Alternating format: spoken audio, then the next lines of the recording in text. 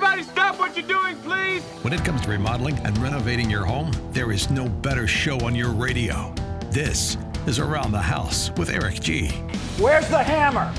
From your back fence to the sidewalk, Eric will tell you how to keep it all in tip-top shape while helping you save a buck while doing it. If you like DIY projects, it takes a lot of practice to get good at it, and Eric is here to guide the way. Is it on the, go up on the other floor. Somebody go up there and stop the hammering. All that and more on the fastest 2 hours of home improvement radio. These are the wrong plans. These are the old plans. Oh. Welcome to Stop it! Around the House with Eric G.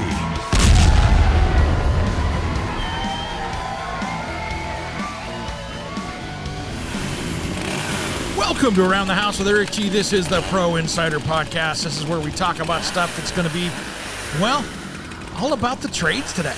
This is about contractors, designers, all of you people working in the residential remodeling construction industry. This is for you.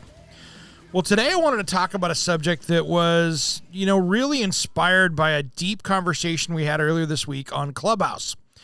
And this was how do we get contractors, whether you're new construction or remodelers, to communicate well with interior designers? And how do we get interior designers to work well with contractors and be able to deliver to what the homeowner wants in this project overall and best serve their interests?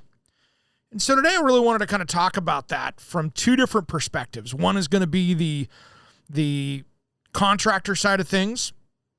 Maybe you're a builder, remodeler, whichever, or the designer point of view. So let's talk about that. First off, I can say generally speaking, and there's always rules of the road here, but generally speaking, contractors have let's put it this way. They're always concerned when a designer comes into the mix. Oh no, we have a designer. Great. That's going to make my life more difficult. We're going to have more changes. There's 100 reasons why many contractors, not all, have a hard time working with designers. Just as there's 100 reasons why designers have a hard time working with contractors. So let's step back a little bit here and talk about really what happens from the designer point of view. Many times the designer is the first one on. They're in there before the contractor. They develop the personal relationship with the homeowner, and then the contractor gets dropped into the mix. I think this is where our first kind of uncomfortable situation happens. And what we need to do as designers, and I could say that as a designer, is that we need to bring in that contractor early on and get the discussion going before we go pick out materials. Here's why. I want to talk about, as a designer with the contractor, I want to talk about the money question. How do we communicate? Those are the two big things right off the bat that are stumbling blocks that have some big issues. What do I mean by that? Interior designers, many of them want to mark up the products going into the project. And then the contractor, who's got to warranty the products many times, wants to do the same thing. So what happens with that is that you end up having some issues. Because this project, a homeowner goes, oh, that toilet's $120. Well, then the contractor marks it up 20%. The designer marks it up 20%. That gets to be an expensive toilet. So those discussions need to happen early on. Who's responsible? This isn't even in front of the homeowner. This is a meeting that you need to have between the contractor and the designer. Because technically speaking, if the designer is specifying and supplying materials, then the designer's out there when the plumbing part's wrong or the lighting's not correct or something's defective. Now the designer's running around chasing parts down for the contractor, who's chasing parts down for the electrician, the plumber, or whatever trade that's in the building. So really, as a designer, to have a great relationship with that contractor, you need to do a few things. And this is, of course, my opinion, but I've done this with contractors for 20 years, so I've played this game and won it many times. You need to be the easy button for the contractor. And every contractor operates differently. But you need to be in a lockstep with them so you guys are on the same page. The worst thing that can happen for a homeowner is somebody playing Superman. What I mean by somebody playing Superman? This is when the contractor or the designer decides they want to put the cape on and play hero. Maybe it's the contractor that does it. You wouldn't believe what this designer specified. They have no idea what they're doing. Can you imagine that these two pieces didn't fit together? I wonder what else is going on in this house, Mr. and Mrs. Homeowner. That's Superman. Just like the designer going, oh my gosh, Mr. and Mrs. Homeowner, or couple, or whoever we're talking to. Could you believe that that part was installed incorrectly and backwards? I'm not sure we have the right contractor on board. These are all things where playing Superman is as toxic to this project as anything. I'll be honest. If something gets ordered incorrectly or shows up damaged, I would love to see that contractor or designer quickly whisk it away off the job site, get it taken care of, and not any stress to the homeowner. If it doesn't affect schedule, deal with the problem, take care of it. Quite frankly, homeowner doesn't need to be involved in that. They have enough stress. They're paying you two to manage this project. They don't need to be reminded that things broke up on the way from the factory to wherever it's going at the job site. Get it fixed, get it replaced, get it coming. Homeowner doesn't need to be involved in that process. They don't.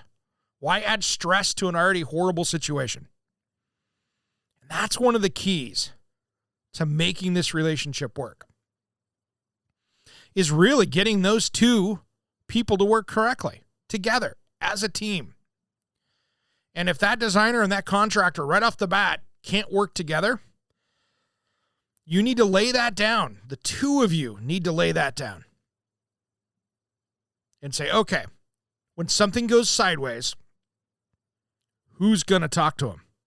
Are we going to talk to him? Is this a conference call when we run into hidden damage in the house, or something won't work or something won't fit? Because something's going to happen in a remodel. I can guarantee it. Something goes sideways. The day we lose a day in the schedule, who's communicating? That is some of those things of communication and the money. You better get that figured out before the contract's signed. And quite frankly, before an estimate goes out there.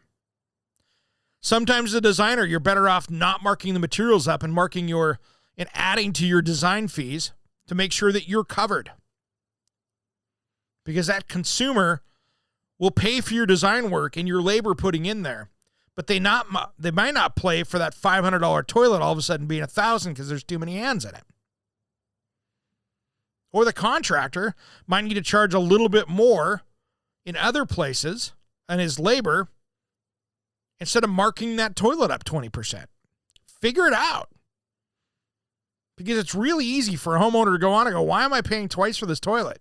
Well, because you have a designer and a contractor both marking it up. Both trades need to be paid fairly. Both trades need to be compensated correctly so their business model works. How you present that is a key. You're not ripping a client off. You're trying to give it to them in a way they're hiring you. But if you create objectives along the way or obstacles, in Google today, I can go on and get prices on the internet for anything. If you're going to mark stuff up to the roof on that, maybe think twice about it. This isn't 1990 anymore. But everybody needs to get that fair wage, because that fair wage is going to make everybody get the project done. And nobody wants to run anybody out of business. That designer needs to survive well, needs to pay for their college, to get the education that they have for that. But really, getting both of these trades working together is the secret of a good project. Now, contractors and designers, one of the other little pitfalls that can go sideways. You know what that is? Communication. Somebody not calling somebody back. Somebody not emailing somebody back. And then getting offended over it.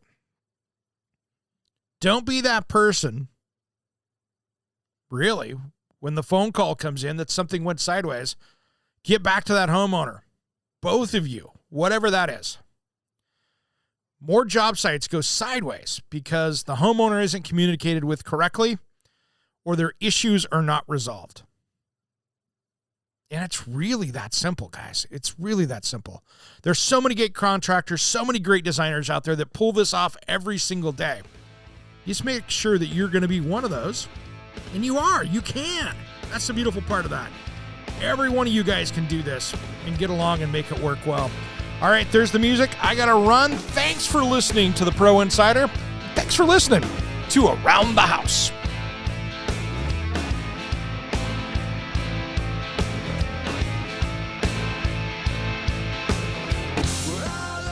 Around the House with Eric G. is produced by, designed by Eric G.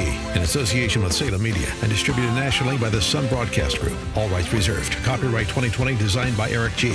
We will be back next week. If you missed part of the show, check out the podcast of all of our shows at AroundTheHouseOnline.com. Remember, measure with a micrometer, mark with caulk, and cut with an axe. Thanks for listening to Around the House.